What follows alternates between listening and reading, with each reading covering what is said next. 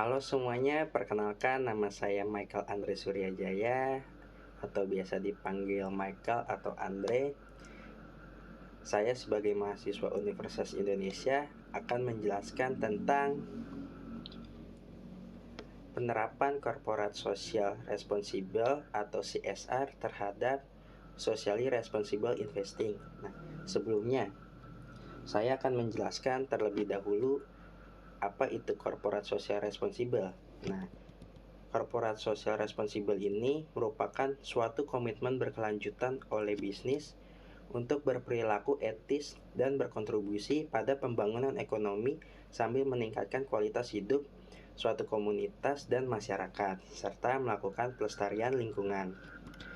Atau dapat diartikan sebagai suatu komitmen perusahaan untuk mempertanggungjawabkan dampak operasinya dalam dimensi sosial, ekonomi, dan lingkungan, serta terus-menerus menjaga agar dampak tersebut menjulang manfaat kepada masyarakat dan lingkungan hidupnya. Nah, yang mana dari suatu konsep tanggung jawab sosial perusahaan yang berkelanjutan atau CSR ini adalah Socially Responsible Investing atau SRI.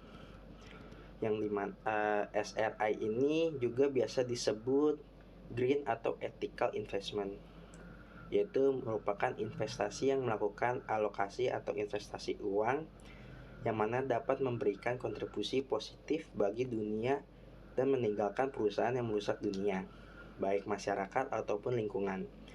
Biasanya ethical investment ini dikelola oleh suatu perusahaan sekuritas di mana dalam menanamkan investasinya, sekuritas tersebut menghindari industri yang memiliki aktivitas merugikan kelangsungan hidup lingkungan dan sosial di sekitarnya. Contohnya seperti industri rokok, lalu perjudian, minuman beralkohol, penggundulan hutan, dan juga jual beli senjata, dan masih banyak lainnya. Nah, jadi sebenarnya apa sih tujuannya kita ngomongin tadi pertama CSR lalu SRI?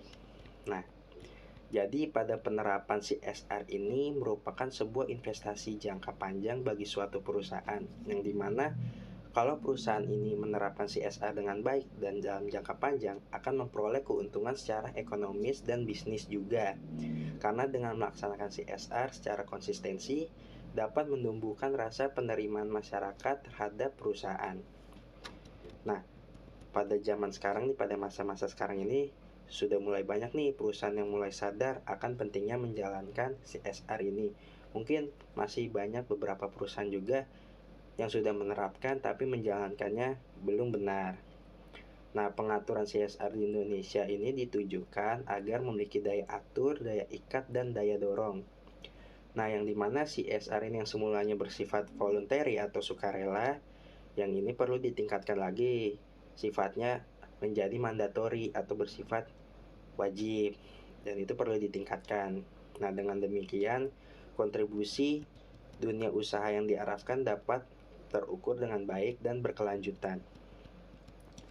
Lalu investasi yang terlibat dalam aktivitas perbaikan lingkungan serta bisnis yang mengutamakan sosial masyarakat, keadaan tersebut mendorong perusahaan tersebut untuk berlomba-lomba menerapkan konsep CSR ini dengan harapan dapat menarik investor dan mencapai keuntungan. Nah, dalam perkembangannya SRI tidak hanya membatasi diri dengan tidak menanamkan model investor pada perusahaan-perusahaan yang contohnya tadi kan seperti rokok, perjudian, alkohol, dan lainnya tuh. Nah, melainkan juga kita juga harus melihat 4 aspek ini. Yang pertama tuh ada social research, di mana aspek ini diperlukan untuk mencari perusahaan dengan manajemen yang baik dan risiko yang rendah. Lalu yang kedua ada shareholder advocacy, yang mana subjektivitas nilai-nilai individu perlu dipertimbangkan karena apa yang disebut etis oleh individu belum tentu dianggap etis juga oleh orang lain. Jadi subjektivitas nilai-nilai individu ini perlu dipertimbangkan. Lalu yang ketiga ada social venture capital, yang dimana ini menempatkan dana pada tahap awal di perusahaan. Misalnya perusahaan yang bergerak dalam bidang energi alternatif. Nah, yang ini menguntungkan dalam memenuhi kebutuhan masyarakat sebelum saham-saham tadi diperdagangkan pada publik. Lalu yang keempat itu ada community investing, yang dimana ini menyalurkan kredit yang terjangkau pada masyarakat yang tidak dapat dilayani oleh pasar kredit. Nah, ini akan membantu dalam menciptakan lapangan kerja, membangun rumah, atau mendanai fasilitas masyarakat. Nah, setelah kita membahas tujuan sampai dengan pemilihan perusahaannya tadi, kita kan bertanya-tanya nih, apa sih manfaatnya nih dari kita ngomongin CSR, SRI, terus tujuannya, sampai juga pemilihan perusahaannya. Manfaatnya apa? Nah, pertama nih, manfaatnya ini dapat meningkatkan nilai saham. Lalu kedua, dapat mereduce resiko konflik antara perusahaan dan masyarakat. Nah, dengan memperdayakan masyarakat sekitar melalui kegiatan CSR yang berkelanjutan, dapat menurunkan risiko benturan antara perusahaan dan komunitas masyarakat. Lalu ketiga itu meningkatkan citra perusahaan, di mana terkait dengan poin 2 tadi, perusahaan mampu menghasilkan produk yang berkualitas tinggi dengan tetap memperhatikan lingkungan sekitarnya. Jadi citra perusahaan pun atau image perusahaan pun di mata masyarakat akan bagus. Nah, lalu yang terakhir keempat, ini dapat meningkatkan awareness masyarakat terhadap perusahaan maupun produknya, sehingga berdampak positif terhadap volume produk perusahaan yang mampu terserap oleh pasar, akhirnya dapat mendatangkan keuntungan besar terhadap peningkatan. Nah, kita kan tadi sudah membahas tentang CSI, SRI, lalu tujuan, pemilihan dan manfaatnya, yang dimana ini berkembangnya produk investasi dengan prinsip SRI ini akan terus mendorong penerapan tanggung jawab sosial yang berkelanjutan atau sustainable CSR. Nah, dari keberhasilan sustainable CSR yang tinggi akan berdampak pada peningkatan kinerja finansial yang baik juga. Nah, dengan begitu semakin memperbesarlah kapitalisasi SRI di pasar modal. Itu maupun Indonesia maupun dunia, serta dapat membuat banyak perusahaan juga untuk tertarik ke hal tersebut.